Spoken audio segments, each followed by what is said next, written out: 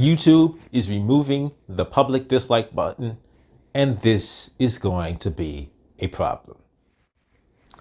Welcome to Escaping the Echo Chamber. So some time back, in fact, I did a video on this. YouTube said they're going to try something different. They said for the sake of the sanity and the mental well-being of YouTubers and content creators, they're going to do a trial run of removing the public dislike button. And at the time, people were upset. We were like, this is ridiculous. We don't need this. We don't need to be babied. Most people. There were some people who feel, oh yes, this is great for us because, of targeted dislike campaigns. And I'm like, okay, even if there is a targeted dislike campaign, you can use that to your benefit, right? You can then show your audience, see, the opposition hates me so much and is so threatened by me that they are fabricating this attack upon me.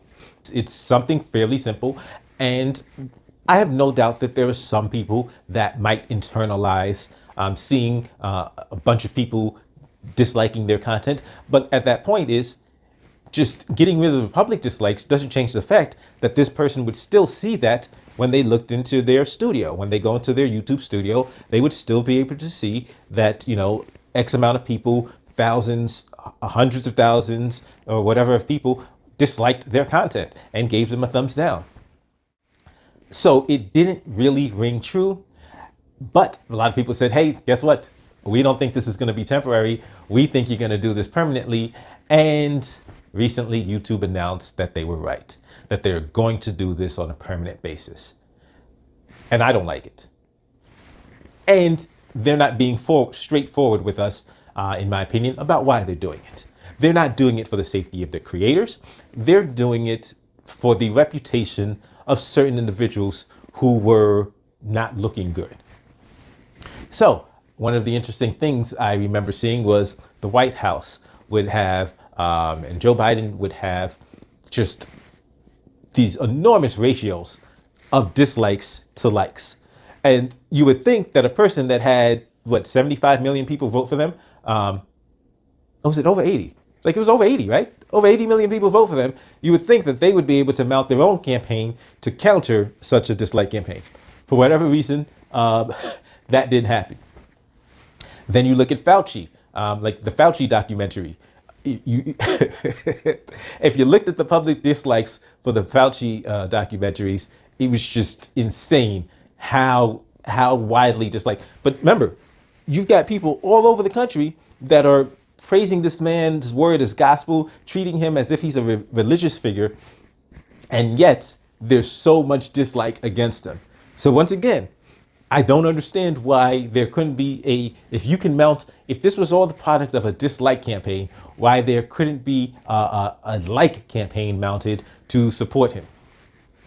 But it's this is what, a lot of people are speculating that there are people behind the scenes, people that are in authority that don't like being exposed as being unpopular or being unliked, are trying to get rid of that because it makes them look bad.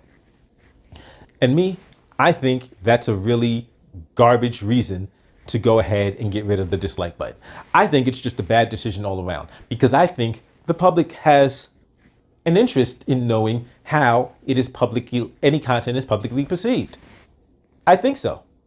And even if you're going to give people the option of hiding their own dislike buttons, I would prefer you leave it up so that people can view content and say, hey, this has a ratio of dislikes to likes.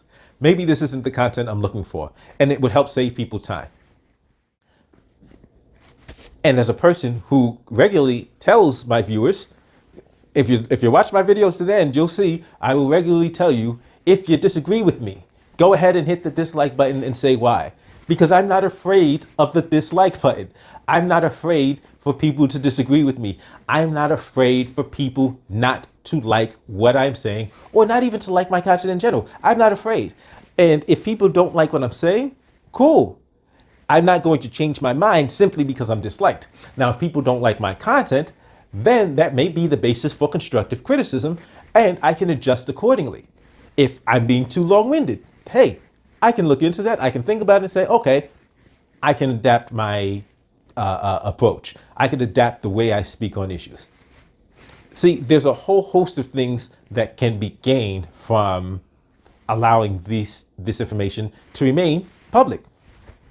But, and somebody else had made this point, I really appreciate it, was that when it comes to technical information, because a lot of people use YouTube to gain information. They have a question. How do I fix XYZ? How do I do XYZ? How do I want to learn this thing?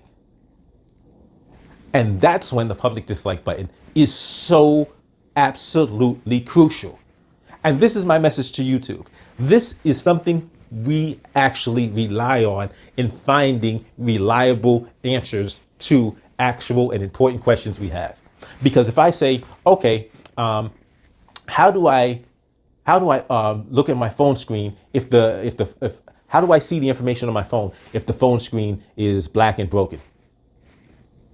Like, there's a young lady I just found, and I looked at her like and dislike ratio, and her likes to dislikes were through the roof. And I watched her video, and I got so much use from her video.